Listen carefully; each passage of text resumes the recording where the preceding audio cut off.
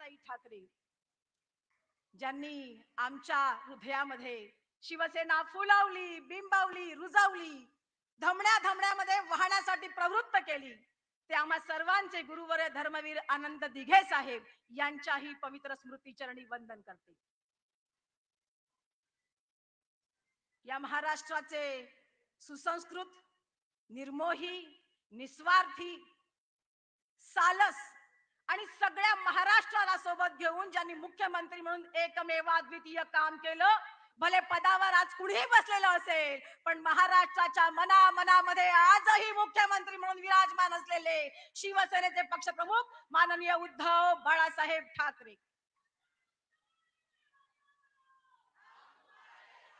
गद्दारांना धडा शिकवताना हा संपूर्ण महाराष्ट्र ज्यांनी पिंजून काढला आणि परत एकदा ती नवचेतना प्रत्येकाच्या मनामध्ये बिंबवली, ते आमच्या सर्वांचं लाडकं नेतृत्व, या महाराष्ट्राचं आशादायी नेतृत्व सन्माननीय युवा सेना प्रमुख, शिवसेना नेते, सन्माननीय विद्यमान आमदार आदित्यजी ठाकरे साहेब यांना ही मानाचा मुजरा करते.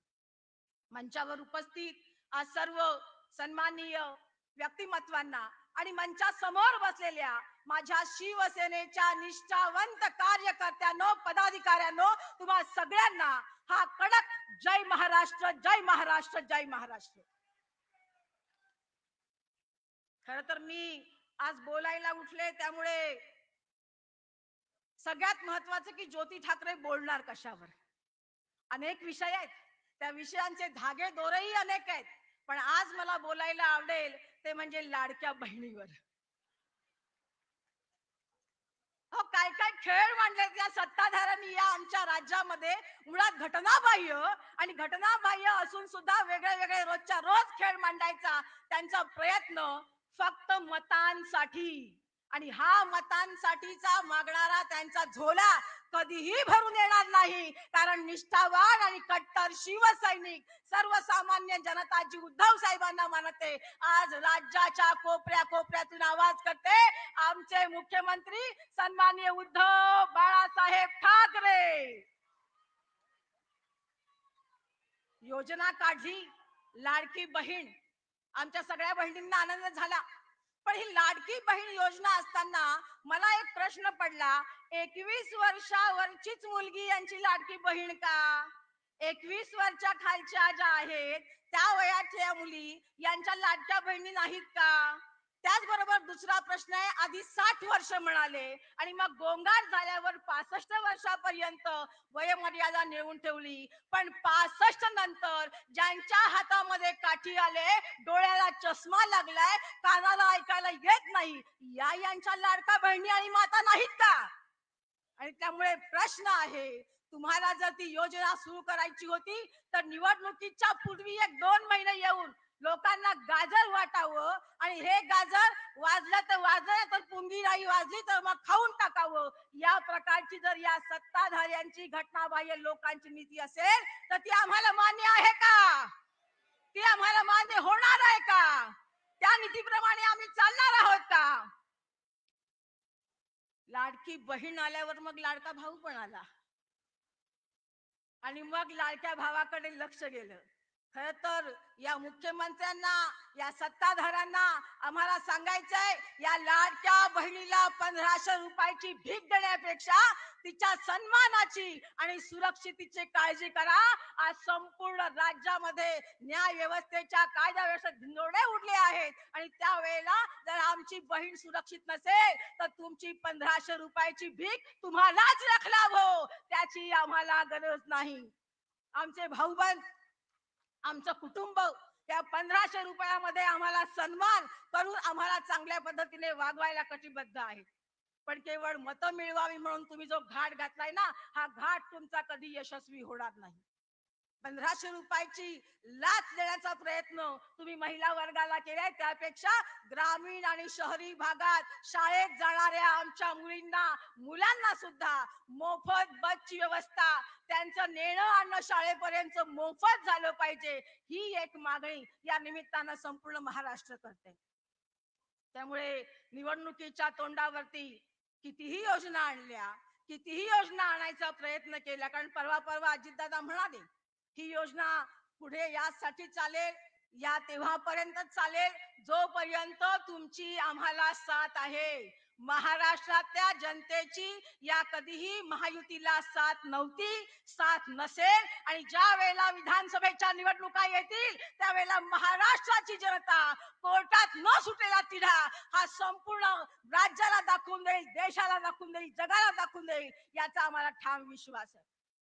धर्मवीर आले, पिक्चर हो, या पिक्चरच्या माध्यमातून धर्मवीर साहेबांच्या तोंडी नसलेली वाक्य सुद्धा अफलातून पद्धतीने टाकली आणि भासवायचा प्रयत्न केला की दिघे साहेबांची तुमच्यावर कृपा होती. नव्हे नव्हे, या विधानसभेच्या निवडणुकीमध्ये तुम्हाला समजेल दिघे साहेबांची तुमच्यावर कृपा तेव्हाही नव्हती, आताही नाही आणि भविष्यातही नसेल. कारण जेव्हा रिझल्ट लागेल त्यावेळेला ती कृपा तुम्हाला त्या पद्धतीने लक्षात येईल. ज्यांनी सातत्यानं दिघे साहेबांच्या बरोबर आपलं आयुष्य वेचलं, सातत्यानं दिघे साहेबांचा प्रत्येक शब्द आपल्या झोळीमध्ये झेलला, साहेबांनी काही बोलायचा अवकाश तो प्रत्येक शब्द झेलून त्या प्रत्येक शब्दाला प्रमाण मानून ही शिवसेना तर दऱ्याखोऱ्यापर्यंत पोहोचवण्याचं काम केलं ते राजन विचारेजी आम्हाला आजही आमचे खासदार आहेत असंच वाटतात. कारण लोकप्रतिनिधी हा सगळ्या लोकांना घेऊन काम करणार आहे. त्यामुळे निवडून कोण आलं याच्याशी सर्वसामान्य जनतेला काहीही देणं घेणं आहे का? आणि त्यामुळे आम्ही त्यांना माझी म्हणणार नाही, कारण आजही ठाण्याचे सन्माननीय खासदार म्हणून सर्वसामान्य जनता फक्त एकाच नावाकडे बघते आणि ते नाव आहे सन्माननीय राजनजी विचारे साहेब. निवडणुकीचे वारे आता व्हायला लागतील आणि भगिनींनो, तुम्हाला एकच, या सगळ्या ज्या अफवा, सगळ्या घोषणा, सगळ्या योजना उगाचच माथी मारण्याचा प्रयत्न केला जातोय. मैत्रिणींनो, तुम्हाला या सगळ्या योजना कशा भंपक आहेत, कशा खोट्या आहेत, कशा फसवणाऱ्या आहेत हे लोकांपर्यंत पोचवावं लागेल. ते आपण पोचवाल अशी आशा या निमित्तानं व्यक्त करते. आणि पुनश्च एकदा विधानसभेच्या निवडणुकीमध्ये ती अंगार, ती मशाल जोरदारपणे आपण प्रत्येक घरोघरी घेऊन जाल हा विश्वास व्यक्त करत थांबते. जय हिंद, जय महाराष्ट्र. लाडकी बहीण योजनेप्रमाणे शिवसेनेची लाडकी वाघीण म्हणून पुन्हा एकदा ज्योतिताईंसाठी जोरदार टाळ्या झाल्या पाहिजेत. आणि यानंतर मी धर्मराज्य पक्षाचे अध्यक्ष राजेंजी राजे यांना विनंती करतो की आपण आपले मार्गदर्शन करावं. मी केदारजी दिघे, सुरेशजी मोहिते, विश्वासजी निकम आणि कंजारिया सावंत, स्नेहल कंजारे यांना विनंती करतो की आपण व्यासपीठावरती यावं. राजेंजी राजे, आपल्याला विनंती आहे. सन्माननीय व्यासपीठ आणि तमाम शिवसैनिकांना, लोकसभा निवडणुकीनंतर सगळ्यात महत्त्वाची निवडणूक जर कुठली असेल या संपूर्ण भारतातली तर ती आता महाराष्ट्र विधानसभेची होऊ घातलेली निवडणूक आहे. लोकसभा निवडणूक तुम्ही आम्ही पाहिली, संपूर्ण इंडिया आघाडी म्हणून आपण एकत्र लढलो.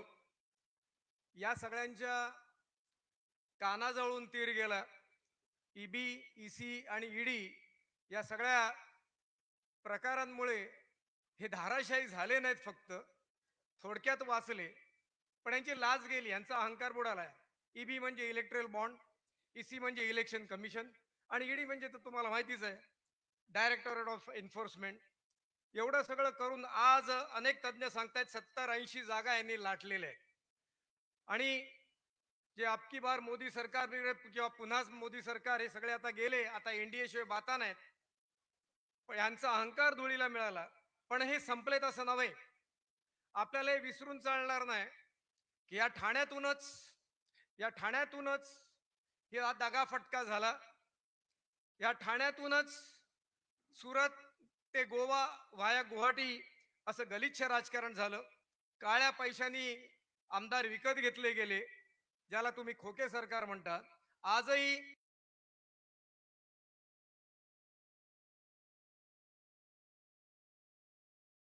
विसरायचं नाही ते डोळ्यासमोर उद्धवजी ठाकरे, आपले माननीय उद्धवजी ठाकरे, जे काळ्या बॅगा घेऊन सगळं सामान घेऊन, यांच्या काळ्या बॅगा वेगळ्या आणि आपल्या काळ्या बॅगा घरच्या सामानाच्या, जो आपल्या महाराष्ट्र धर्माचा अपमान सज्जन शक्तीच्या या महाराष्ट्रातला एक प्रकारे अवमान झाला, तो आपल्याला बिलकुल विसरून चालणार नाही. आपण तो विसरणार नाही आहोत. मला एवढंच सांगायचंय की या ज्या महाशक्तीच्या इशाऱ्यावर या लोकांनी माननीय उद्धवजींचं सरकार पाडलं, त्या या लोकांना आता धडा शिकवण्याची वेळ आलेली आहे आणि ही संधी आपल्याला गमावून चालणार नाही. ज्याप्रमाणे महाभारतात दुर्योधन आणि दुःशासनाच्या इशाऱ्यावर शकुनी फासे फेकत होता, त्याच पद्धतीने इथे गलिच्छ राजकारणाचे फासे टाकले गेले. पण मला इथे 1-2 मिनिटात एवढंच सांगायचंय की माननीय उद्धवजी ठाकरे महाराष्ट्रात आणि संपूर्ण भारतभरात माननीय राहुलजी गांधी हे जे कोदंडधारी धनुष्य हातात घेऊन उभे आहेत, यांच्या धनुष्यातून असे शकुनीचे फासे फेकले नाही जात. यांच्या धनुष्यातून तीक्ष्ण बाण रोरावट बाहेर पडतात. ते रामबाण आहेत. ते या सगळ्या गद्दारांची, ज्याची सुरुवात ठाण्यातनं झाली, त्या गद्दारांची तटबंदी हे उद्ध्वस्त करणारे ते मला ठामपणे सांगू द्या. आणि आपल्याला एक छोटीशी विनंती आहे जाता जाता, या संदर्भात मी लोकसभेच्या निवडणुकीच्या वेळेला सलग 18 लेख लिहिले होते. लोकांना ते प्रचंड पसंत पडले, खूप व्हायरल झाले. त्यानिमित्त एक छोटीशी पुस्तिका तयार केली, आपल्याला या कार्यक्रमानंतर मिळते. यासाठी प्रासंगिक आहे की या विधानसभा निवडणुकीत सुद्धा त्यातले अनेक मुद्दे येऊ शकतात. आपल्याला लोकांशी बोलताना, भाषण करताना, मतदारांशी संपर्क करताना त्यातला खूप वापर होईल आणि ही ही पुस्तिका आपल्याला खूप मार्गदर्शक ठरेल. मी एवढंच बोलतो आणि आपली रजा घेतो. जय महाराष्ट्र, जय हिंद. सन्माननीय आमदार रमेशभाई कोरगावकर आणि सुनीलजी राऊत यांना विनंती की आपण व्यासपीठावरती यावं आणि यानंतर ठाणे जिल्ह्याचा ठाण्या वाघ आदरणीय शिवसेना नेते राजनजी विचारे साहेब यांना विनंती करतो की त्यांनी आपल्याला संबोधित करावं. एकदा जोरदार टाळ्या झाल्या पाहिजेत. महाराष्ट्राचा आराध्य दैवत छत्रपती शिवाजी महाराजांना वंदन करून हिंदू हृदय सम्राट शिवसेना प्रमुख बाळासाहेब ठाकरे, त्याचबरोबर भारतरत्न डॉक्टर बाबासाहेब आंबेडकर, आमचे मासाहेब गुरुवर्य धर्मवीर आनंद दिघे साहेब आणि समोर बसलेले सर्व निष्ठावंत कार्यकर्ते, पदाधिकारी, महिला आघाडी, युवा सेना, युवती सेना, सर्व ठाणेकर, सर्वप्रथम मी नुकतेच आदरणीय पक्षप्रमुख उद्धव ठाकरे साहेब, आपले शिवसेनेचे नेते, सामनाचे संपादक आदरणीय संजय राऊत साहेब या ठिकाणी उपस्थित झालेले आहे. मी त्यांचं ठाणेकरांच्या वतीने स्वागत करतो. आज या ठिकाणी भगवा सप्ताह संपूर्ण महाराष्ट्रामध्ये आदरणीय पक्षप्रमुखांच्या आदेशाने संपूर्ण महाराष्ट्रामध्ये मोठ्या प्रमाणात होतोय. गेले 4-5 दिवसापासून या ठिकाणी या संपूर्ण ठाणे जिल्ह्यामध्ये वेगवेगळे कार्यक्रम, आरोग्य शिबिर असतील, संपर्क अभियान असेल, ज्येष्ठ नागरिकांचा सत्कार असेल, घरोघरी जाऊन नागरिकांच्या भेटीगाठी असतील, ह्या सर्व या संपर्क मोहिमेमध्ये आपण घेतोय. आदरणीय पक्षप्रमुख आपल्याला मार्गदर्शन करणार आहेत, नेते आपले मार्गदर्शन करणार आहेत. परंतु एकच सांगू इच्छितो की या ठिकाणी या ठाण्यामध्ये ज्या गडकरी रंगायतनमध्ये आपण बसलोय, हे गडकरी रंगायतन आदरणीय हिंदू हृदय सम्राट शिवसेना प्रमुख बाळासाहेब ठाकरे यांच्या आशीर्वादाने आणि त्यांच्या प्रेरणेने या गडकरी रंगायतनमध्ये मला वाटतं या ठाणेकरांना एक चांगली भेट त्यावेळेला महापालिकेच्या निवडणुकीत दिलेल्या आश्वासनापुरती त्या ठिकाणी ही भेट या ठाणेकरांनी दिली होती. आणि तिथपासून या ठाणे शहरामध्ये हा गड आबाधित राहण्याचं काम या ठाणेकरांनी केलं होतं. या ठाणे लोकसभेच्या निवडणुकीमध्ये तुम्हाला कल्पना असेलच की कशा पद्धतीने साम दाम दंड सत्तेचा गैरवापर हा कशा पद्धतीने केला होता, या महाराष्ट्रातल्या जनतेने जवळून बघितलेला आहे. आणि म्हणून कालच आम्ही या संदर्भामध्ये आमचे सन्माननीय या जिल्ह्याचे कलेक्टर आदरणीय ए बाळा शांततेत आणि कशा पद्धतीने या निवडणुकीमध्ये विश्वासघाताने या ठाणे लोकसभेचा त्या ठिकाणी मी आदरणीय पक्षप्रमुखांचं सर्व ठाणेकरांच्या वतीने या ठिकाणी स्वागत करतो.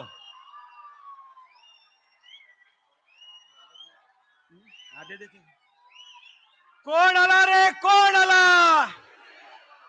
अरे उद्धव साहेब आगे बढ़ो.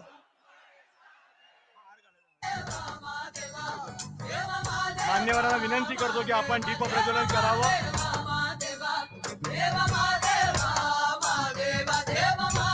अरे उद्धव साहेब आगे बढ़ो. अरे आवाज कोणाचा, ही ताकद कोणाची? अरे कोण आला रे, कोण आला? जय भवानी. सर्व मान्यवरांना विनंती आहे की आपण दीप प्रज्वलन करावं.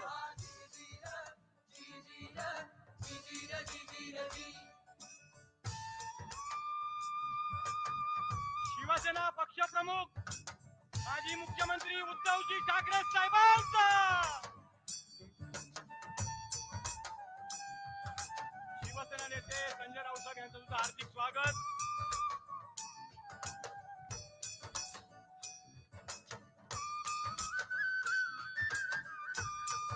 भगवा सप्ताह निमित्त 4 ऑगस्ट ते 11 ऑगस्ट या भगवा सप्ताह निमित्त आज या ठिकाणी उद्धवजी आपल्याला प्रबोधन करणार आहे, मार्गदर्शन करणार आहेत.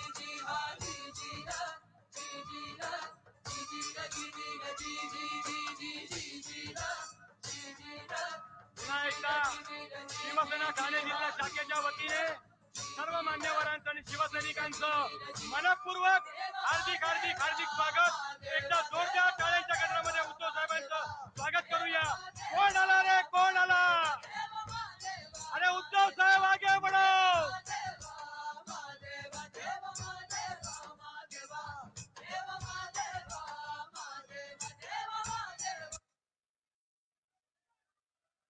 आपल्याला आदरणीय पक्षप्रमुखांचं भाषण ऐकायचं आहे. मला वाटतं सर्वांनी शांततेने बसून घ्यावं. कालच आपण कलेक्टरांना आम्ही या घोटाळ्याची चौकशी करण्यासाठी त्यांना निवेदन दिलं आणि तुम्हाला सांगू इच्छितो की गेल्या वेळेला या लोकसभेमध्ये 1,66,000 एवढी दुबार नावं त्या ठिकाणी टाकली होती. म्हणजे एका ठिकाणी मतदान करायचं एका यादीमध्ये आणि परत ती शाई पुसून त्या ठिकाणी दुसऱ्यांदा मतदानाला जायचं, म्हणजे एक माणूस दोनदा मतदान करत होता. ही सर्व माहिती आम्ही निवडणूक आयुक्ताला दिली, त्यानंतर कलेक्टरना दिली, परंतु त्याचा काही एक उपयोग झाला नाही. शेवटी आम्ही काल आमचं शिष्टमंडळ घेऊन कलेक्टरांकडे गेलो आणि त्या ठिकाणी कलेक्टरना आम्ही सांगितलं की या परवाच मला वाटतं ती यादी पब्लिश केली आणि त्या यादीमध्ये 12 तासामध्ये साहेब आम्ही यातली दुबार नावं जवळजवळ 1,71,921 हे मतदार दुबार हे आम्ही काढले आणि त्या कलेक्टरांच्या समोर ठेवले आणि हे काम त्या कलेक्टरचं आहे, परंतु त्या लोकांनी काम केलं नाही. जाणून बुजून या महाराष्ट्रामध्ये अशा पद्धतीने त्यांनी त्या निवडणुका सत्तेचा गैरवापर करून घेतलेल्या आहेत. आज कित्येक ठिकाणी तुम्ही बघितलं असेल की त्या मशीन 5:29 साहेब बंद केल्या. 6चा टाइम असताना त्या ठिकाणी 5:29 त्या मशीन बंद केल्या. त्या ठिकाणी 12 तास ती मशीन चालू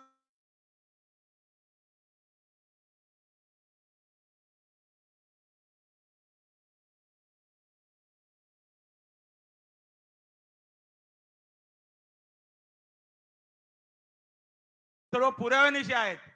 आणि आता सुद्धा आम्ही तुम्हाला पुरावे देतोय. ज्या ज्या अधिकाऱ्यांनी त्या ठिकाणी ह्याच्यामध्ये या कृत्यामध्ये भाग घेतला होता त्याची सबंध माहिती आमच्याकडे आहे साहेब. आणि या विधानसभेला जर तुम्ही असाच प्रकार केला तर मला वाटतं आम्हाला रस्त्यावर उतरून यांच्याशी लढा द्यावा लागेल आणि तो लढा नक्कीच आम्ही देऊ असा विश्वास या ठिकाणी व्यक्त करतो. मी आपला जास्त वेळ घेणार नाही. या शिवसेनेला मला वाटतं आव्हान देणारी अजून कुठली पैदा झाली नाही. आणि या ठाण्यामध्ये आज तुम्ही बघितलं असेल, हिम्मत असेल तर मला वाटतं या समोर या. आम्ही लोक शिवसैनिक मजबूत आहात आणि मला वाटतं ठाणेकर या जनतेने सुद्धा आपल्याला कौल दिला होता. परंतु या सत्तेचा गैरवापर करून साहेब आपल्याशी विश्वासघात करून या ठिकाणी या ठाण्याचा गड जो हिंदू हृदय सम्राट शिवसेना प्रमुख बाळासाहेब ठाकरे असतील, आमचे गुरुवर्य दिघे साहेब असतील, या ठाण्याचा गड या ठिकाणी कशा पद्धतीने हे केला. परंतु आम्ही तुम्हाला आश्वासन नव्हे तर वचन देतो, या लोकसभेमध्ये जरी आमचा पराभव विश्वासघाताने जरी केला असेल तरी हे सर्व ठाणेकर हे शिवसैनिक या विधानसभेमध्ये या भगवा झेंडा या विधानसभेवरती लावतील असा विश्वास या ठिकाणी मी व्यक्त करून माझे 2 शब्द संपवतो. जय हिंद, जय महाराष्ट्र, वंदे मातरम. अरे उद्धव साहेब आगे बढ़ो, अरे उद्धव साहेब आगे बढ़ो. यानंतर शिवसेना उद्धव बाळासाहेब ठाकरे ठाणे जिल्हा शाखेच्या वतीने मी विचारे साहेबांना विनंती करतो की त्यांनी पक्षप्रमुख उद्धवजींचं स्वागत करावं. तमाम ठाणेकरांच्या वतीने जोरदार टाळ्या वाजून आपण त्यांचं स्वागत करूया. कोण आला रे, कोण आला, अरे कोण आला रे, कोण आला.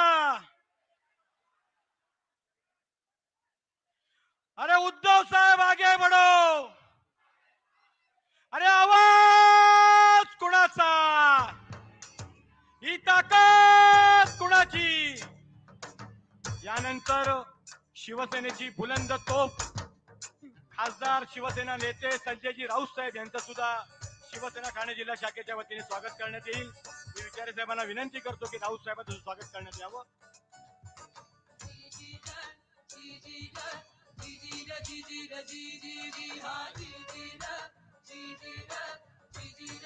राउत साहब आगे बढ़ो, राउत साहब आगे बढ़ो.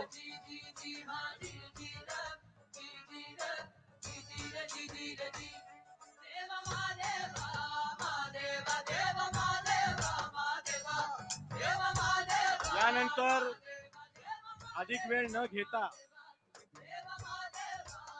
शिवसेना नेते संजय राऊत साहेब यांना विनंती करतो की आपण संबोधित करावं. आपल्या सगळ्यांना कल्पना आहे की राऊत साहेब संसदेमध्ये उभे राहिले की विरोधक एकमेकांकडे बघायला लागतात की ही वीज आता कोणावर काढणार आहे, आज यांच्या पट्ट्यामध्ये कोण आहे.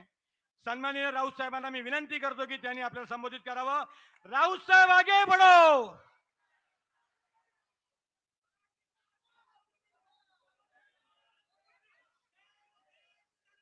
आदरणीय शिवसेना पक्षप्रमुख उद्धवजी ठाकरे, आमचे सहकारी शिवसेना नेते राजनजी विचारे, केदार दिघे आणि या मंचावरील शिवसेनेचे सर्व प्रमुख पदाधिकारी, कार्यकर्ते आणि ज्या राम गणेश गडकरी रंगायतांचं उद्घाटन हिंदू हृदय सम्राट शिवसेना प्रमुख बाळासाहेब ठाकरे यांनीच केलं होतं. त्या सभागृहात जमलेले सर्व शिवसैनिक बंधू भगिनी आणि मातांनी, लोकसभा निवडणुकीनंतर शिवसेनेचे पक्षप्रमुख प्रथमच, आवाज आहे ना, आवाज आपला नसेल तर कोणाचा असेल, मग अशी घोषणा दिलीत, राऊत साहेब आगे बढो. शिवसेना ही 4 अक्षर ज्याच्या पाठीशी आहेत तो नेहमीच आगे बढतोय, लक्षात घ्या. आणि आम्हाला तर बाळासाहेब ठाकरेंचा आशीर्वाद प्राप्त झालेला, आम्ही सगळे कार्यकर्ते आहोत. तर आज शिवसेनेचे पक्षप्रमुख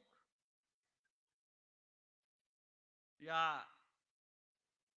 ठाण्यामध्ये आलेले आहेत आणि त्यांचं स्वागत अगदी घाटकोपर पासून त्यांनी जेव्हा प्रवेश केला, मुलुंड चेक नाका असेल ते अगदी कुठे कुठे कुठे कुठे साहेब येत आहेत म्हणून लोक दोन्ही बाजूला रस्त्यानं उभी होती. त्याचं कारण असं आहे, ठाणे हे शिवसेनेचंच आहे, चोरलेल्या शिवसेनेचं नाही, चोरांचं नाही. जी शिवसेना हिंदू हृदय सम्राट बाळासाहेब ठाकरे यांनी स्थापन केली आणि ज्या ठाण्यानं हिंदू हृदय सम्राटांना पहिला राजकीय विजय मिळवून दिला, त्या शिवसेनेचं ठाणं आहे. आणि त्या ठाण्यानं आज शिवसेना पक्षप्रमुखांचं पुन्हा एकदा जोरदार स्वागत केलेलं आहे.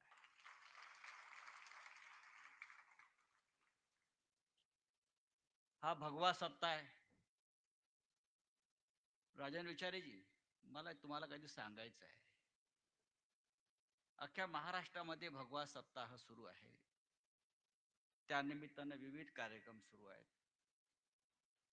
मी आज इथे आलो, पण मला असं वाटलं की हा भगवा सप्ताह आपल्याकडे ठाण्यात काल व्हायला पाहिजे होता. काल नागपंचमी होती. म्हणजे ज्या सापांना आपण इतके वर्ष दूध पाजलं,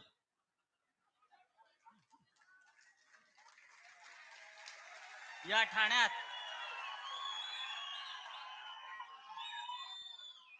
अगदी हिंदू हृदय सम्राट धर्मवीर आनंद दिघे आणि उद्धव साहेब आपण सुद्धा वर्षानुवर्ष आपण ज्या ठाण्यातल्या सापांना दूध पाजलं, त्या सापांचे फणे ठेचण्यासाठी आम्ही कालच आलो असतो.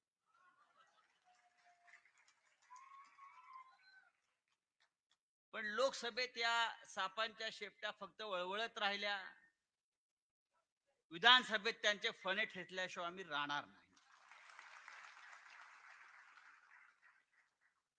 आमचा भगवा सप्ताह आहेच, कारण शिवसेना ही भगव्याची रखवालदार आहे.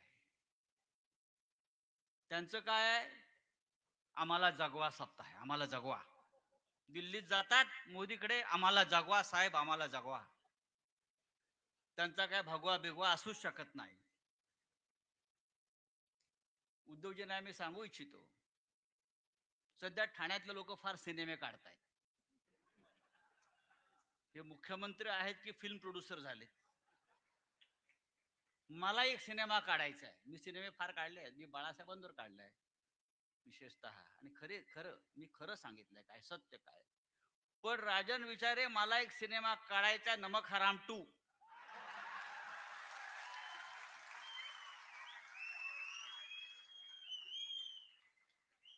माझ्याकडे स्क्रिप्ट तयार आहे, नमक हराम 2. एक नमक हराम आला होता, अमिताभ बच्चन, राजेश खन्ना. नमक हराम 2चं स्क्रिप्ट माझ्याकडे तयार आहे. मी चांगला लेखक आहे, तुम्हाला माहिती आहे. मी संपादक आहे, मी पत्रकार आहे. राजकारण माझ्या समोर घडतं किंवा आम्ही घडवतो. बाळासाहेबांनी आम्हाला शिकवलं, आपण घडवत राहिलं पाहिजे आणि बिघडवत पण राहिलं पाहिजे. तेव्हा लवकरच मी नमक हराम 2 हा सिनेमा काढणार आहे आणि ठाण्यातल्या सगळ्या हरामखोरांवर प्रकाश टाकणार आहे.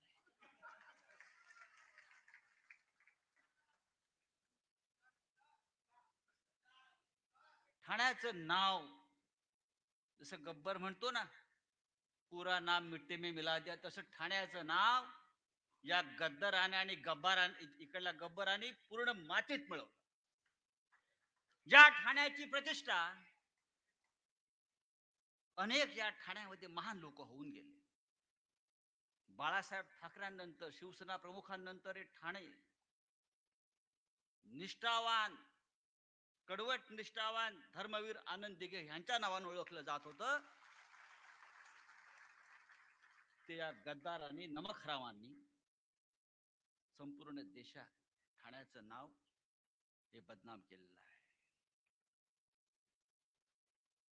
काय काय रोज रोज करतायत, घोषणा करतायत जिंकण्यासाठी. माणूस धडपड करतो जगण्यासाठी. पैसे आहेत, पैसे आहेत म्हणून एकदा जिंकलात लोकसभेला. आपण मगाशी हे मिंदे जे आहेत हे लबाडे केल्याशिवाय जिंकूच शकत नाही. त्यांच्या रक्तातच लबाडी आहे.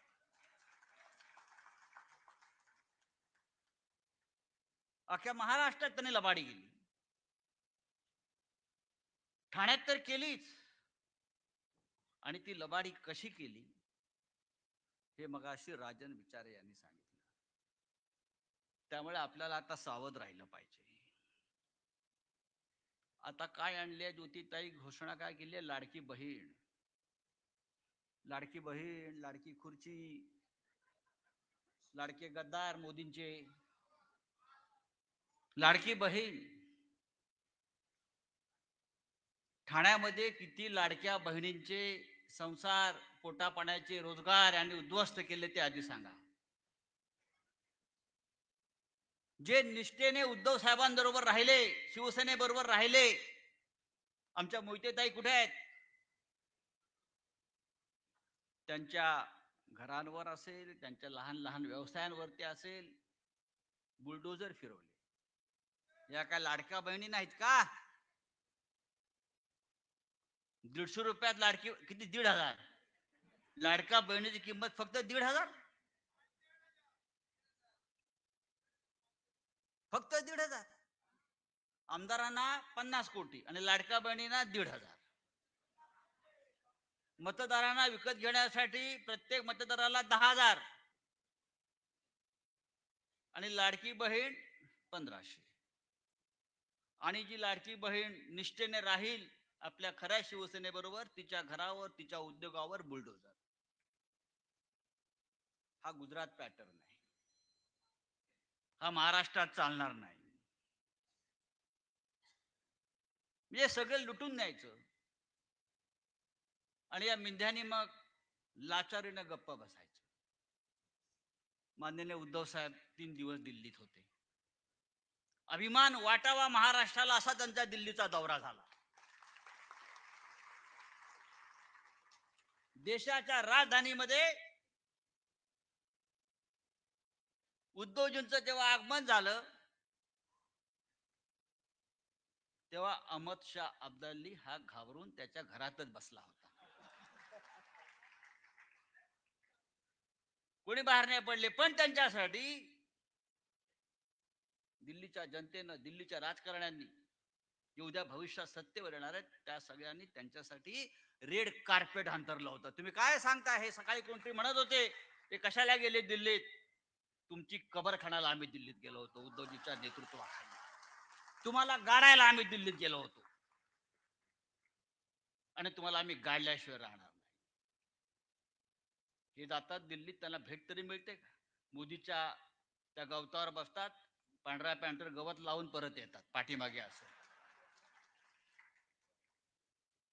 येतात बघा तुम्ही. जाताना पॅन्ट स्वच्छ असते, येताना सगळे गवत तिथं लागलेलं असतं. असं पाठी. आम्हाला माहिती आहे दिल्ली काय, तुम्ही आम्हाला दिल्ली शिकवू नका.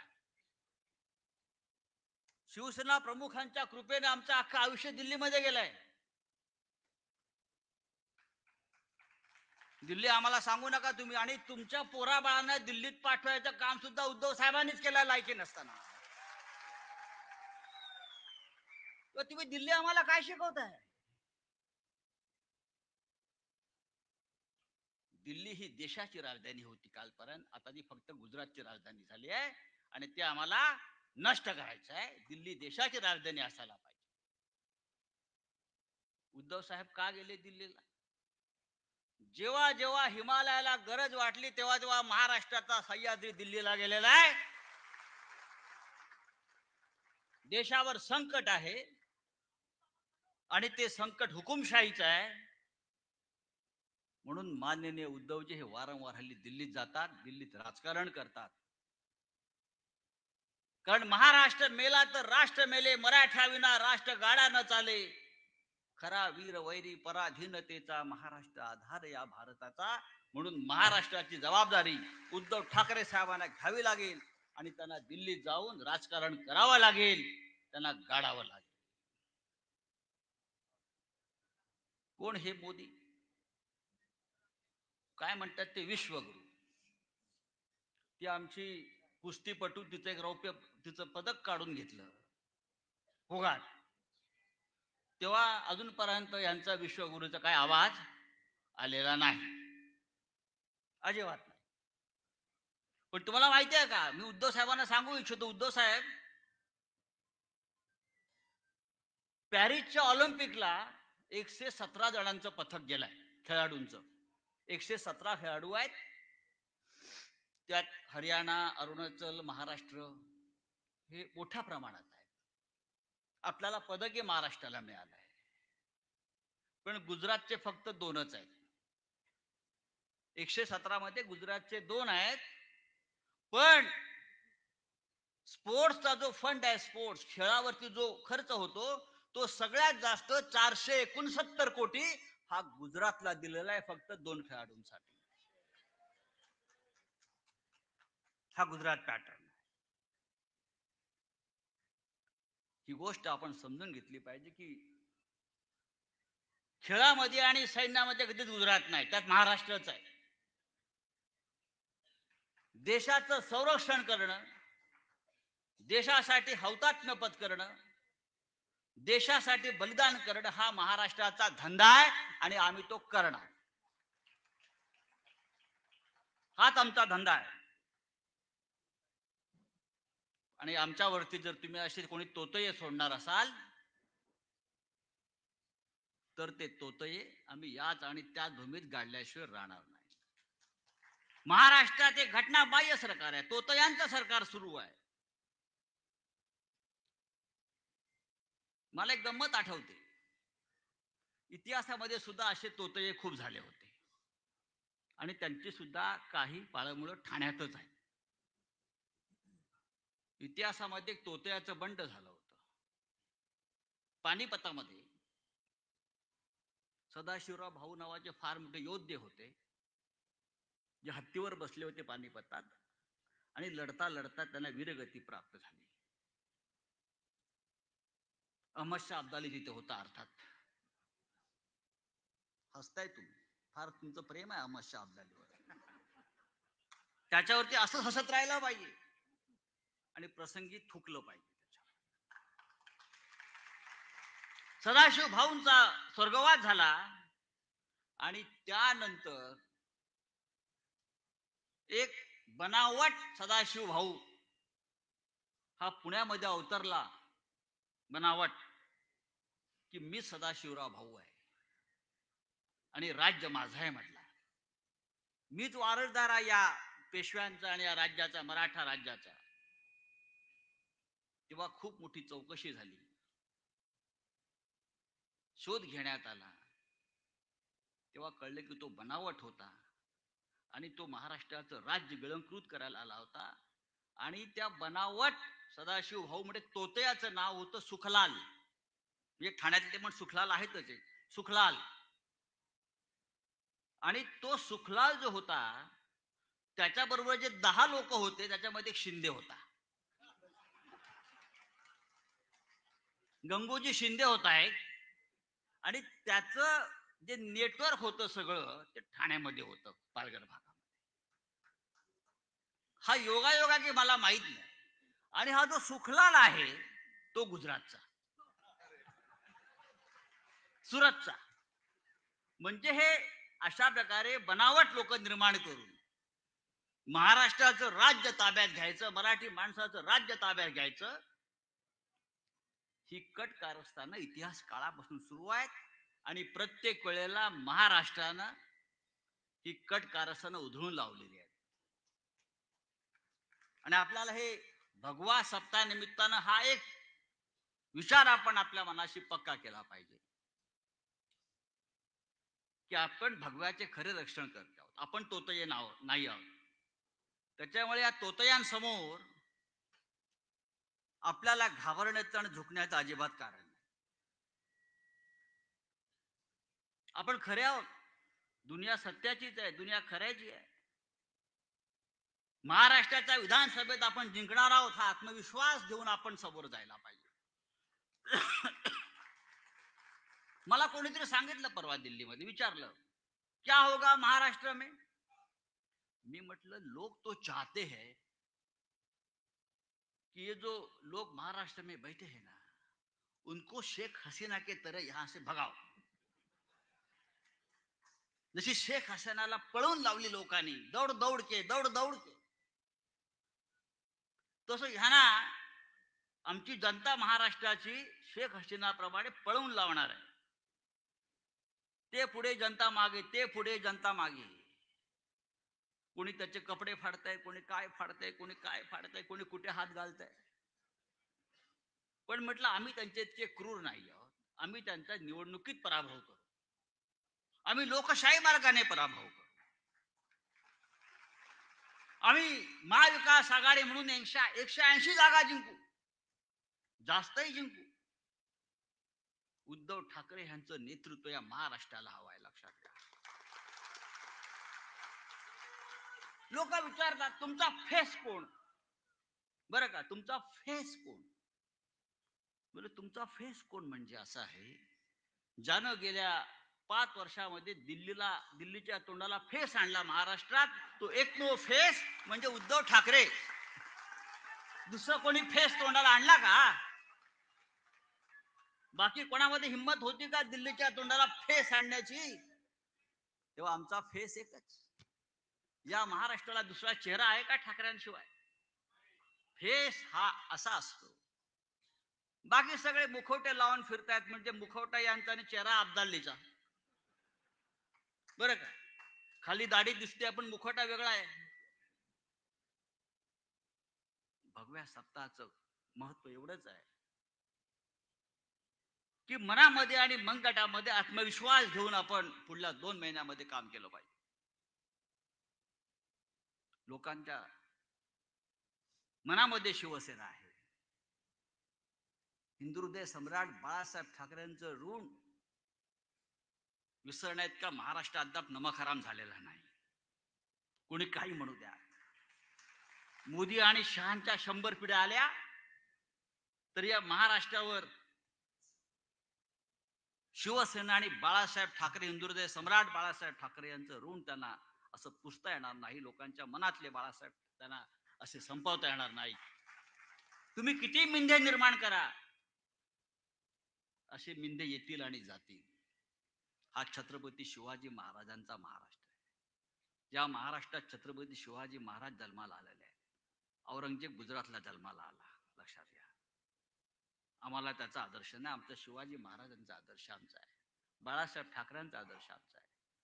आणि आजच्या भगव्या सप्ताहाचं आपलं तेच ध्येय आहे, तोच उद्देश आहे. आले गेले जमले, घोषणा दिल्या, हे नाहीये.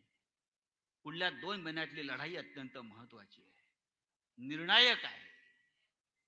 ही लढाई आपण जिंकली का पुढलं 25 वर्ष या महाराष्ट्रावर आपलं राज्य राहील आणि आपला चेहरा राहील, हे मी आपल्याला सांगतो. आणि तूर्त आपली रजा घेतो. जय हिंद, जय महाराष्ट्र. यानंतर इंडिया एक आयडिया या पुस्तकाचं प्रकाशन आदरणीय उद्धवजी करतील, की ज्याचे लेखक धर्मराज्य पक्षाचे अध्यक्ष राजेंद्रराजे आहेत आणि याची प्रस्तावना खासदार कुमार केतकर साहेबांनी केलेली आहे.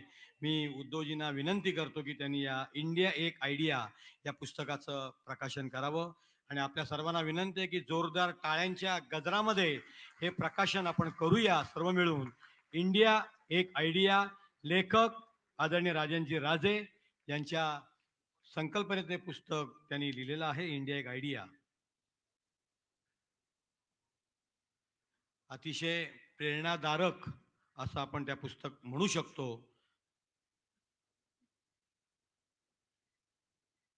आणि या पुस्तकाचं प्रकाशन झालं असं मी जाहीर करतो. पुन्हा एकदा जोरदार टाळ्या वाजवून आपण सर्वांनी मिळून या पुस्तकाचं प्रकाशन केलं असं मी जाहीर करतो. आणि यानंतर ज्यांचं भाषण ऐकायला आपण उत्सुक आहोत ते महाराष्ट्राचं नेतृत्व, आपले पक्षप्रमुख माजी मुख्यमंत्री उद्धव साहेब आगे बढो.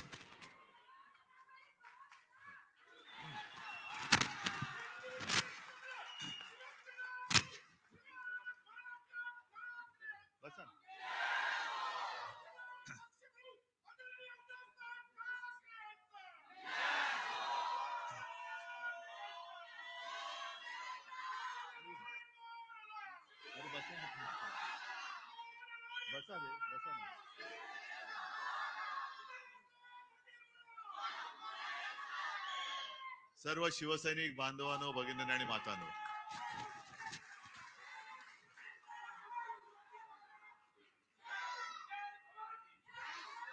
मला असं वाटतं की भाषण करूच नये आणि केवळ घोषणांचाच कार्यक्रम करूया. कारण या नुसत्या घोषणा नाहीयेत, तर तो एक द्वेष आहे, उद्वेग आहे, उत्साह आहे, संताप आहे. पण नुसत्या घोषणा देऊन निवडणुका नाही जिंकता येणार. जसं आता हे मिंदे सरकार करतंय, घोषणांचा पाऊस आणि अंमलबजावणीचा दुष्काळ. आपल्याला नुसत्या घोषणा करून नाही चालणार. राजन, तुम्ही सांगितलं, मी दोघांची भाषणं ऐकत होतो आपल्याप्रमाणे. त्याच्या आधीची भाषणं काही मी ऐकू शकलो नाही. राजेजी बोललेत, आणखीन ज्योतिताई तुम्ही बोलल्यात, प्रत्येकाने आपापले विचार मांडले. पण राजन, तुम्ही जे बोललात ते फार महत्वाचं आहे. दुबार मतदार नोंदणी आणि कलेक्टरना सांगून सुद्धा त्यांनी काही केलं नाही. 3 महिने थांबा. मग हे सरकारी कलेक्टर आणि मेंढ्यांचे कलेक्टर माहिती आहेत ना, एक चांडाळ चौकडे आहे म्हणतात. हे सगळे कलेक्टर कुठे पाठवतो ते बघा. यांना तुरुंगाचे गज मोजायला लावूया. कारण ही काही गंमत नाहीये. हे ठाणे जे उभं राहिलेलं आहे त्याच्या मागे शिवसेना प्रमुखांचं प्रेम, ठाणेकरांचं शिवसेना प्रमुखांवरचं प्रेम आणि ठाणेकरांची, शिवसैनिकांची मेहनत, अपार मेहनत. ही मेहनत जर झाली नसती तर मेंढ्यांची दाढी उगवलीच नसती. विषय अनेक आहेत आणि संजयने उत्तम भाषण केलेलं आहे. आता उत्सुकता नमक-हराम 2 ची आहे. समोर दिसतोय, पण तो जगाला दाखवायचा आहे. फक्त संजय एकच ती नागाची उपमा दिली. नागाचा कमी काय अपमान करू इच्छित नाही, हे तर मांडूळ आहे. गांडूळ नाही, मांडूळ, दुतोंड्या. ज्याला फणाच नाहीये, हे सरपटणारे प्राणी आहेत. फणाला सुद्धा एक स्वाभिमान लागतो. हे मोदींसमोर वळवळणारं मांडूळ आहे. ते तो उल्लेख केलास ना, दिल्ली समोर लोटांगण घातलं, कारण हे स्वतः सरपट्ट आहे. रोज आपलं घालीन लोटांगण, म्हणजे पॅन्ट तिकडे झालं ती खराब नाही होत, फोन आला कीच खराब होते. जसे असाल तसे या, नशीब पॅन्ट घातलेली असते, ते ताबडतोब जातात. पण या भगव्या सप्ताहाचा समारोप होतोय आणि या भगव्या सप्ताहाचं मूळ, त्याचं कारण हे दुबार मतदार नोंदणी, आपले मतदार नोंदणी, यादी वाचन हे करण्यासाठीच होतं. आणि हे तुम्ही सगळ्यांनी केलं असेल असं मला वाटतं. केले? सगळे विधानसभा मतदारसंघ या जेवढे लोकसभेत येत आहेत तेवढ्या सगळ्यांमध्ये आपले गटप्रमुख आहेत. आवाज नाही आला. हा खरा आवाज आहे की खोटा आवाज आहे? म्हणजे मी बोललोय म्हणून हो नका बोलू. यंत्रणा घट्ट आहे. त्याच वेळेला त्यांनी लबाडी करून हे जिंकलेले आहेत. खरं म्हणजे ठाणेकरांचं मी कौतुक करायला आलेलो आहे. कारण सगळं काही पळवलं, जोर जबरदस्ती, पैशाचं वाटप, एवढं करून सुद्धा 5.25 लाख ठाणेकर आपल्या सोबत निष्ठेने आणि प्रेमाने उभे राहिले. 5.25 लाख. बाजूला आपली वैशालीताई बसलेली आहे, साधी महिला कार्यकर्ती, समोर मिंद्याचं कार्ट, स्वतः मिंदे, तरी सुद्धा या माझ्या कार्यकर्त्या महिलेचा पराभव करायला विश्वगुरूंना आणावं लागलं. ह्या आपला विजय. जवळपास 4.25-4.5 लाख मतं कल्याणकरांनी दिली. हा सर आपला विजय आहे. कारण आपल्याला लांडी लबाडी करून काही नकोय. जे काय आहे ते हक्काचं पाहिजे, प्रेमाचं पाहिजे. विकत भाज्या घेता येतात, मतं विकत नकोय आम्हाला. मतं नाही विकत घेत आपण कधी. आणि प्रचंड पैसा ओतून सुद्धा ही एवढी मतं मिळवली, तरी सुद्धा विजय समोर दिसत नाही म्हणून लांड्याला बड्या केल्या. ती मुंबईमध्ये एक आपल्या अमोल कीर्तीकरांची सीट 48 मतांनी पराभव होऊ शकतो आपला मुंबईमध्ये? होऊच शकत नाही. ही चोरलेली सीट आहे. आणि त्याच्यानंतर ज्या 2 निवडणुका झाल्या, एक पदवीधर मतदारसंघ आणि शिक्षक मतदारसंघ, संपूर्ण मुंबई त्याच्यात मतदान करते, पदवीधर आणि शिक्षक. म्हणजे असं काही नाही की जो काही पदवीधर नाही तो काही समजदार नाही, पण जो सुशिक्षित आहे आणि मुळामध्ये शिक्षक जे पुढची पिढी घडवत असतात, आजपर्यंत कधी मतदान झालं नाही एवढं मतदान पदवीधरच्या मतदानामध्ये झालं, मतदारसंघात झालं. आणि प्रचंड मताधिक्याने आपल्या शिवसेनेचा भगवा हाती घेतलेला उमेदवार त्यांनी निवडून दिला. शिक्षक सुद्धा पहिल्या प्रथम आपण निवडून दिला मुंबईकरांनी. मग मुंबई ठाणे सगळे एकच आहे. कोकण माझच आहे. कोकण माझच आहे. कोकणामध्ये पराभव होऊ शकतो आपला. पण हे सगळे जे काहींचे चाळे चाललेत, हे अब्दालीचे चाळे आहेत. आपल्यामध्ये फूट पाडायचं. मी का अब्दाली बोललो? रागाने द्वेषाने नाही नुसतं बोललो. अहमद शहा, अहमदाबाद शहा नाही, अहमद शहा. नाही तर कोणतरी म्हणेल अहमदाबाद शहा. तसं नाही. सगळ्या गुजराती लोकांबद्दल माझा राग नाही. पण जे माझ्या महाराष्ट्राला लुटतायत त्या दरोडेखोरांवरती राग आहेच. आणि त्यांना गाडायचं म्हणजे गाडायचंच, कोणत्याही परिस्थितीत गाडायचं. मी काय लेना ना देना. आता परत 16 तारखेला येत आहेत. म्हणजे असं इतिहासात म्हटलंय की छत्रपती शिवाजी महाराजांनंतर सुद्धा जो औरंगजेब महाराष्ट्रावरती चालून आला, त्यांच्या घोड्यांना सुद्धा, सैन्याच्या घोड्यांना सुद्धा पाणी पिताना पाण्यामध्ये संताजी धनाजी दिसायचे. तसे या अब्दालीच्या खेचरांना पाण्यामध्ये उद्धव ठाकरे दिसतो. ही खेचर आहेत. पण तुम्ही अजून महाराष्ट्राचं पाणी जोखलेलं नाही. महाराष्ट्राने अजून तुम्हाला पूर्ण पाणी पाजलेलं नाही. हा सामना आता होऊ द्या. महाराष्ट्राचं पाणी काय असतं ते तुम्हाला दाखवून देईल शिवसेना. काय पाणी असतं. पण एक लक्षात घ्या की काही काही गोष्टी आपण सोडून देतो. आता ही चांगली, खरं म्हणजे जाहीर सभाच मला ठाण्यामध्ये परत घ्यायची, मी पुन्हा येणारच आहे. पण पावसाळा सुरू झालाय, जाहीर सभांचा हे काही दिवस नाहीत. मग कार्यकर्त्यांच्या गाठीभेटी मी सुरू केल्यात, जसं आता हॉलमध्ये करतोय. 4 दिवसापूर्वी पुण्याला झाला. पुण्याचा हॉल जरा मोठा आहे. एक 5-10 हजार लोक तिकडे वरती आणि खाली अशी बसली होती. पण सभा मोठी झाली, शोभायात्रा मोठ्या झाल्या नाही. मी अजूनही सांगतो, वेळ गेलेली नाही, वेळ आहे. जवळपास 2-3 महिने आपल्या हातात आहेत. मतदार यादी हातामध्ये घेऊन प्रत्येक घरात, जसं गटप्रमुखाचं काम काय, माझ्याकडे किती मतदार आहेत माझ्या यादीमध्ये? 800 ते 1200. ही सरासरी मतदारांची संख्या असते, बरोबर ना? मग मतदार नोंदणी केल्यानंतर माझ्या ह्या माता भगिनी आहेत, तुम्ही सगळे शिवसैनिक आहात. प्रत्येक गटप्रमुखाचं काम असं की खिशात मतदार यादी घेऊन चेक करणं.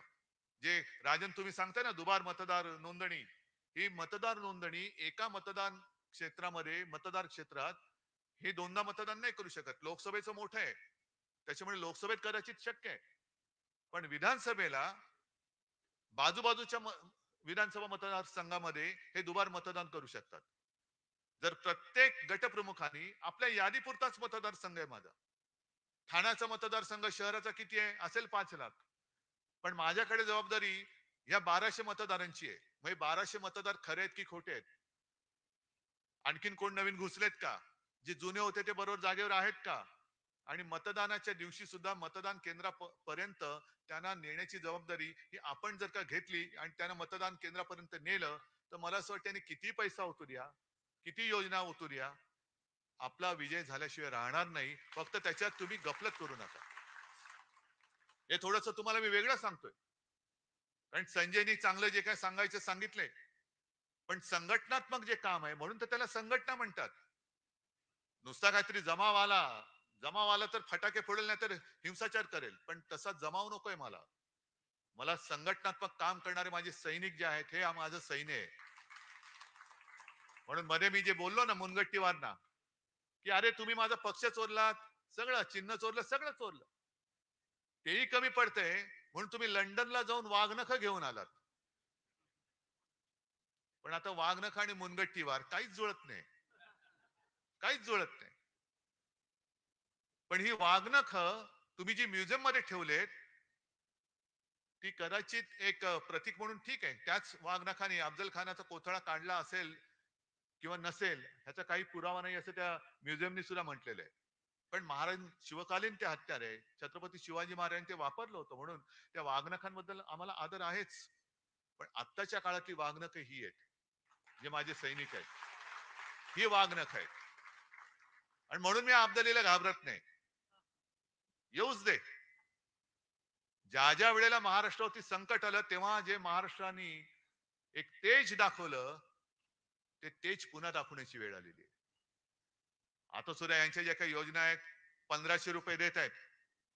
अहो 15 लाख देणार होतो तुम्ही, 15 लाखाचे 1500 का झाले?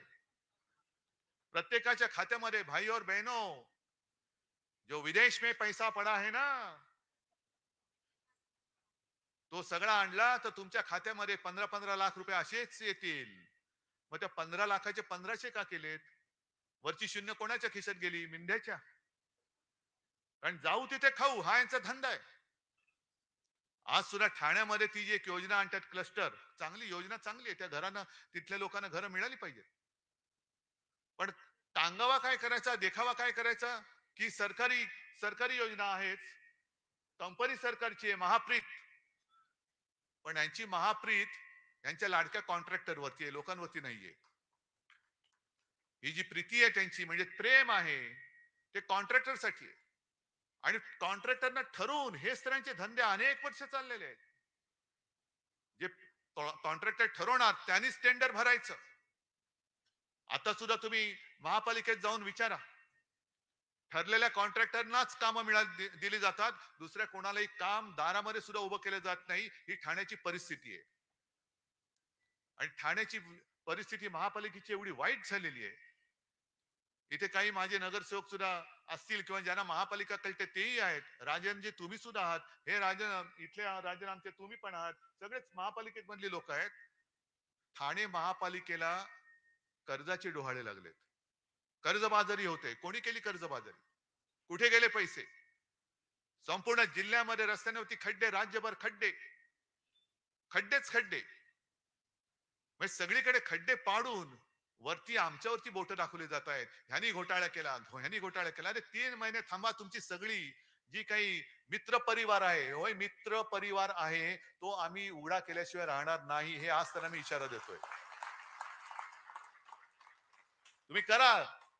तुम्हाला जर वाटत असेल की तुम्ही घोटाळे करताय पण आमचं लक्ष नाही, आमच्याकडे आम्ही सुद्धा 2.5 वर्ष, मी स्वतः मुख्यमंत्री होतो, गेल्या अनेक वर्ष महापालिका ही शिवसेनेच्या ताब्यात आणि याही पुढे राहणार आहे. ठाणा काय, मुंबई काय, इतर सुद्धा.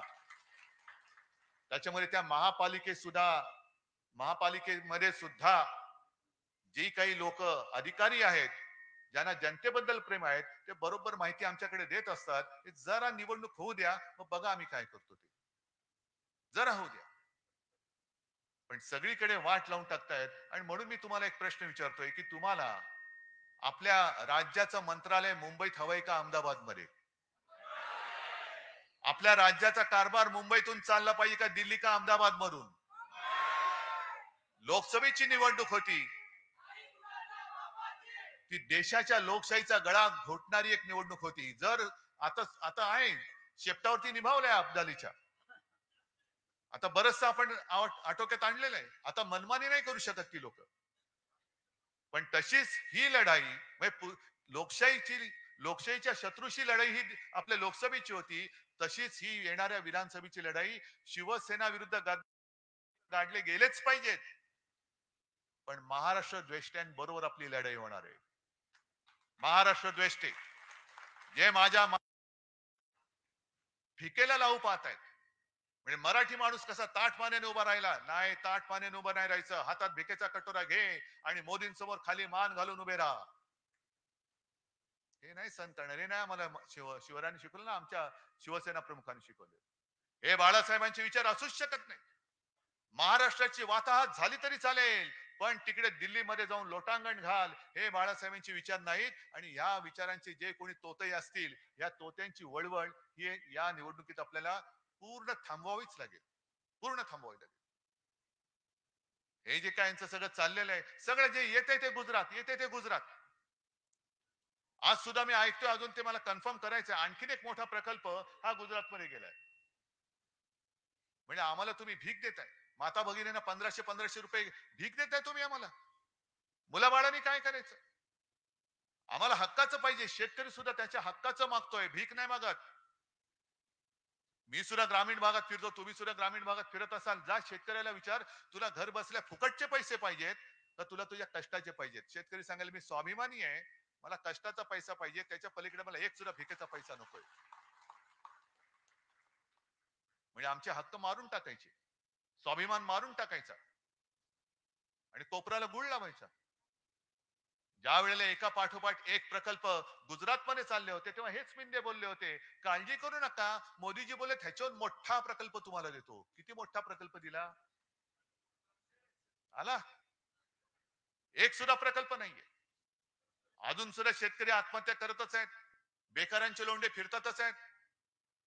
आणि जी लाडकी बहीण योजना काढले, मी एका म्हणजे संभाजीनगर मध्येच एका शेतात उतरलो, शेतकरी आले सगळे, दादा तुम्ही आमच्यासाठी देव आहात. म्हटलं जाऊ रे बाबा, मी देव नाही, मी तुमच्यासारखाच आहे. या तुम्ही आमचं कर्ज माफ केलं. म्हटलं ठीक आहे, आशीर्वाद असू द्या. मग तिकडे काही महिला शेतात काम करत होत्या. म्हटलं काय ताई, खुश आहात ना? ती काम करत होती बिचारी. तुला का? म्हटलं नाही, 1500 रुपये मिळत आहेत. तुला काय 1500 घर चालतंय वय? 1500 काय होते?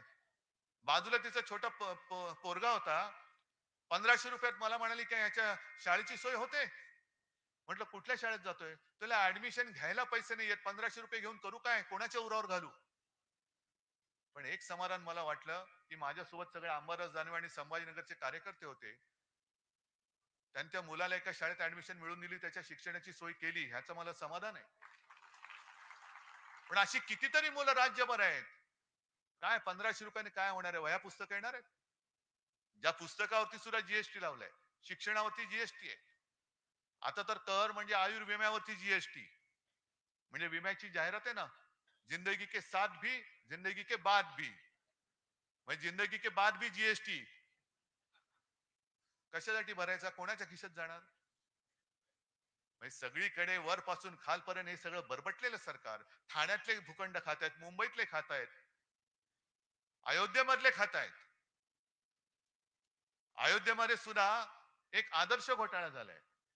आदर्श म्हणजे चांगला नाही, जसा इकडे आदर्श घोटाळा झालाय मुंबईमध्ये. सैन्य दलाची जमीन खाल्ली. कोणी खाल्ली? कुठून आला? कुठून? म्हणजे आमच्या हातामध्ये घंटा, जय श्रीराम वाजो घंटा, आणि लोढा बसला तिकडे टॉवर बांधून. याच्यासाठी आम्हाला राम मंदिर पाहिजे होतं. याच्यासाठी तुम्ही आम्हाला लढवलं. याच्यासाठी कार सेवकांनी बळी दिले. कार सेवकांनी रक्त कशाला सांडलं? लोढाचं टॉवर बांधायला. लोढाला टॉवर बांधून देण्यासाठी म्हणून कार सेवकांनी रक्त नाही सांडलेलं. तुम्ही जे गारूड टाकलं होतं, वातावरण केलं होतं, राम मंदिर, मंदिर वही बनाएंगे, मंदिर वही बनाएंगे, बनलं मंदिर. पण मंदिर बनल्यानंतर सुद्धा वाजत गाजत तुम्ही जो काही शो केला, तुम्हाला वाटलं होतं की आता बस झालं सगळं, आता आपल्या समोर कोणी उभंच राहू शकत नाही. पण प्रभू रामचंद्रांनी सुद्धा जो बाण मारला थोडक्यात चुकला, नाही तर बरोबर वर्मी लागला होता. बरोबर वर्मी लागला होता. पण सगळीकडे गुजरातचे contractor contractor contractor contractor, Varanasi मध्ये कॉन्ट्रॅक्टर, अनेक मंदिरं पाडलेत. शंकराचार्य मध्ये घरी आले होते. माझं भाग्य समजतो मी की शंकराचार्य आले आणि त्यांनी हिंदुत्वाचा अर्थ सांगितला. जो विश्वासघात करता है वो हिंदू नहीं हो सकता. हिंदू कभी विश्वासघात नहीं कर सकता. पण शंकराचार्य सुद्धा चिडलेले आहेत आणि त्यांनी स्वतः सांगितलं की केदारनाथ मंदिरामधलं जवळपास 250-250 किलो, आता तर म्हणतात काही जण 500 किलो सोनं गेलं कुठे? म्हणजे तुम्ही आमच्या मंदिरातल्या देवाचं सोनं सोडत नाहीत, मंदिराच्या आजूबाजूच्या जागा सोडत नाही. तिकडे सुद्धा वाराणसीमध्ये अनेक मंदिरं पाडली. अनेक पुराणकालीन मूर्त्या, प्राचीन मूर्त्या या त्या देवरीच्या ढिगाखाली कुठे गेल्या हेच कळत नाही. मूर्त्या सुद्धा कापल्या. हे तुमचं हिंदुत्व आणि तुम्ही आमच्या अंगावर येता.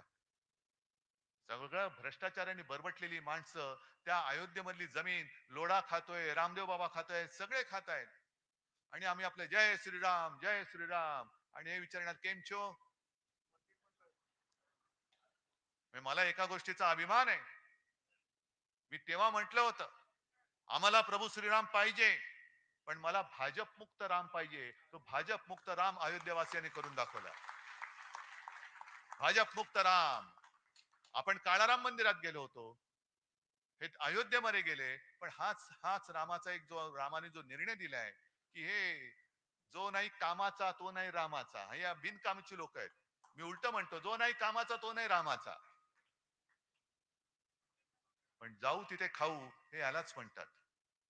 ही सगळी यांची जी काय पाप आहेत काढायला गेलो तर अरबियन नाईट सारखे एक एक रात्री किती, म्हणजे ह्यांच्या रात्री वेगळ्या, पण यांनी केलेली पाप सांगण्यासाठी जितके दिवस लागतील ते कमी पडतील.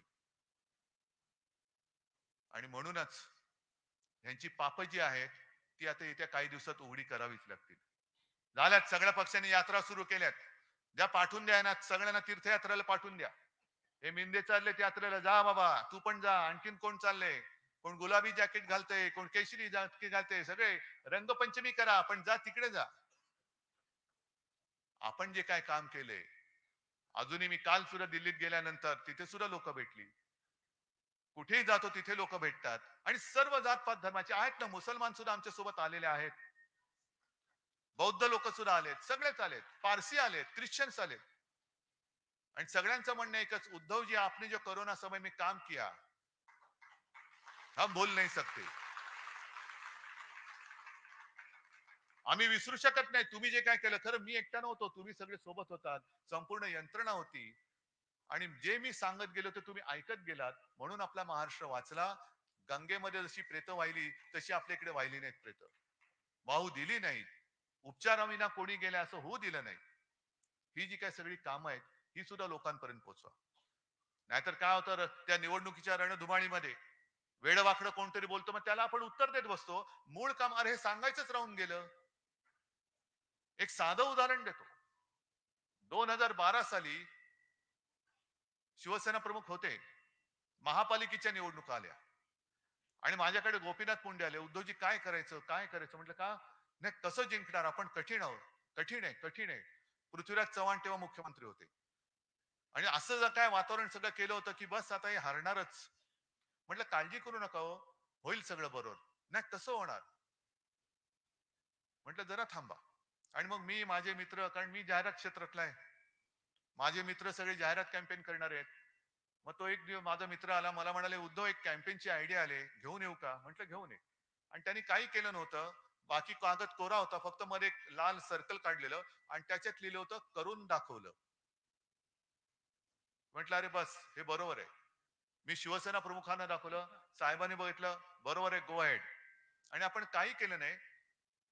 12च्या आधी 5 वर्षामध्ये मुंबई महापालिकेत जी जी कामं केली होती, ती फक्त त्याचे फोटो आणि चित्र ही होर्डिंग वरती लावली, पेपरमध्ये दिली आणि खाली फक्त टाकलं, करून दाखवलं. मग सगळीकडे सगळ्यांनी चर्चा सुरू केली, वरून दाखवलं, खालून दाखवलं. म्हटलं कुठूनही बघा, पण आम्ही करून दाखवलंय. लपून बघा, चोरून बघा, वरून बघा, कुठूनही बघा, पण करून दाखवलंय. मग सगळी चर्चा झाली.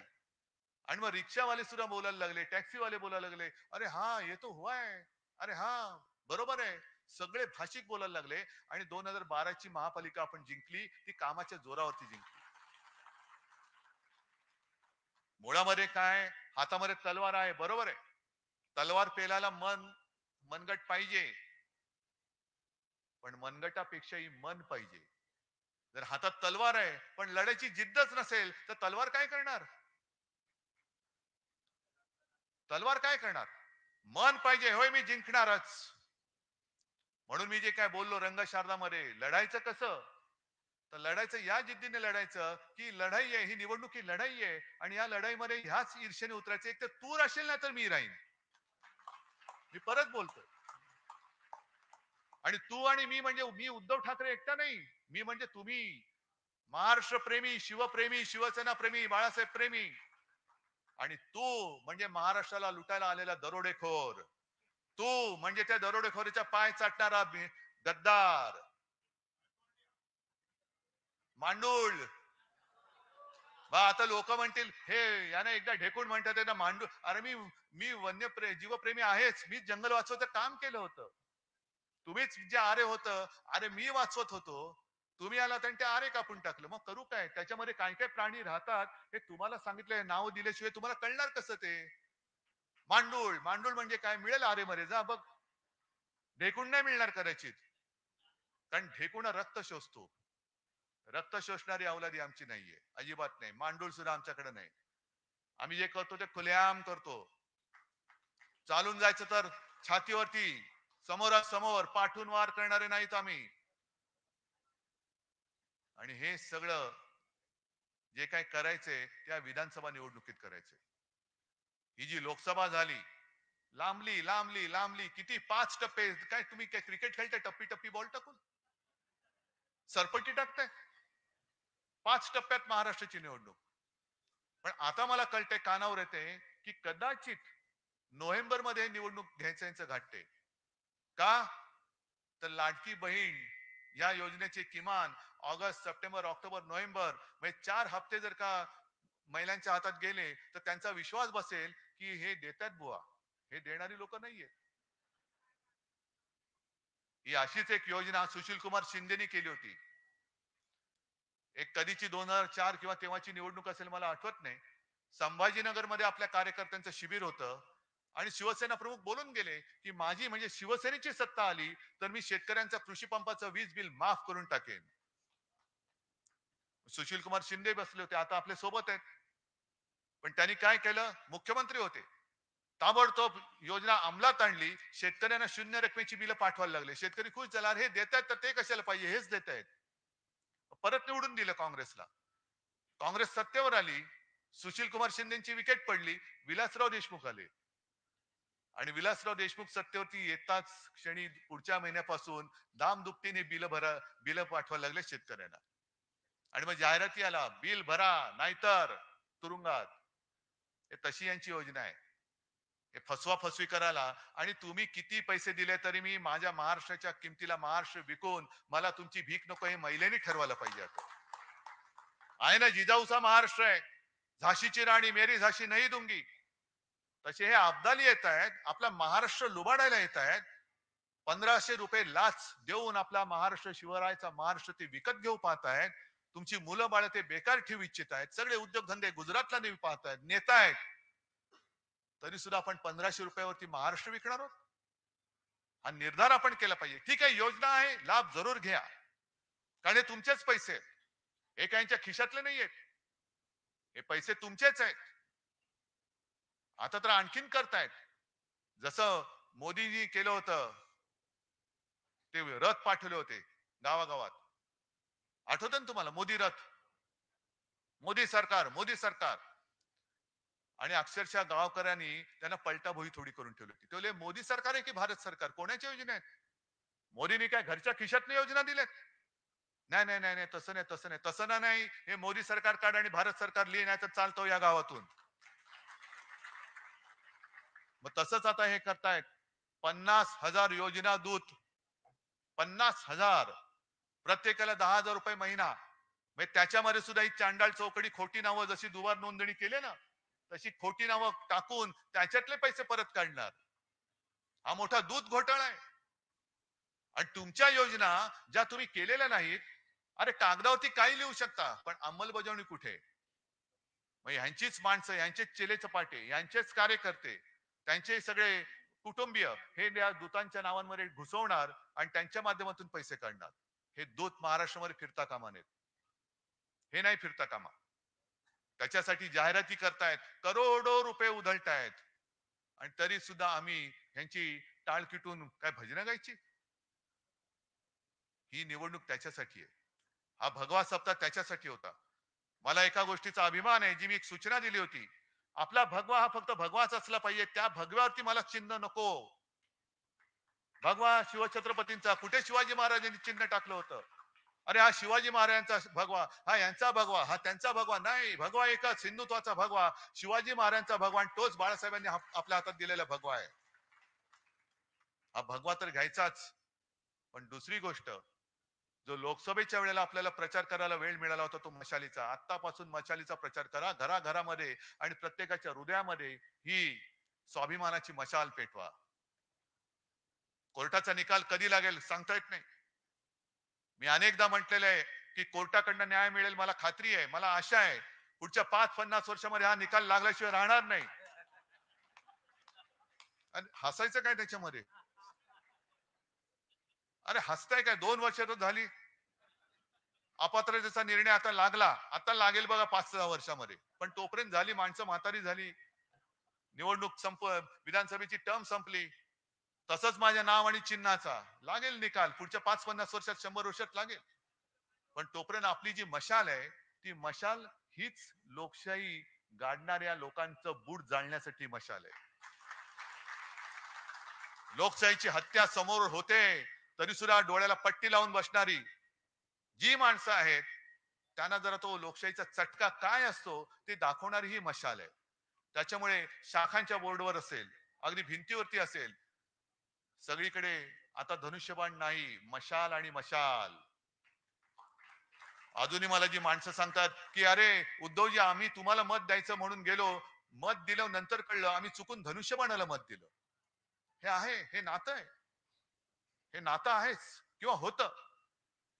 पण आज चोराने आपलं धनुष्यबाण चोरलंय, चोर धनुष्यबाण घेऊन आलेला आहे, त्याला मशालीची धक काय ती आपल्याला दाखवायची. आणि म्हणून म्हणजे मी आणि म्हणून म्हणतो, आणि म्हणून असं कुंठून नाही बोलत, असं कणणं कुंठणं मला येत नाही. आपण सरळ बोलतो आणि म्हणून ये जो है वो जो मशाल जो है वो जो है वो मशाल जो है वो धनुष्यबाण जो है वो, ऐसा नाही बोलायचं, सरळ बोलणार आहे. पहिले सुपारी थूक तोंडातली. ये जो है जो है जो है जो काय है जो है जो है जो. आणि म्हणून हे या एक काहीतरी पोट साफ करायचं द्या औषध, यांचं कडनं तरी साफ होईल. ते औषध या निवडणुकीत त्यांना द्यायचंय. आणि मला माहिती आहे हे तुम्ही औषध द्यायला सगळे हुशार आहात. देणार ना औषध? या वेळेला जो एक निसट्टा आपला पराभव झाला, या वेळेला मला ठणठणीत विजय पाहिजे आणि या ठणठणीत विजयाची जबाबदारी मी तुमच्यावरती सोपवतो आणि तूर्त रजा घेतो. जय हिंद, जय महाराष्ट्र.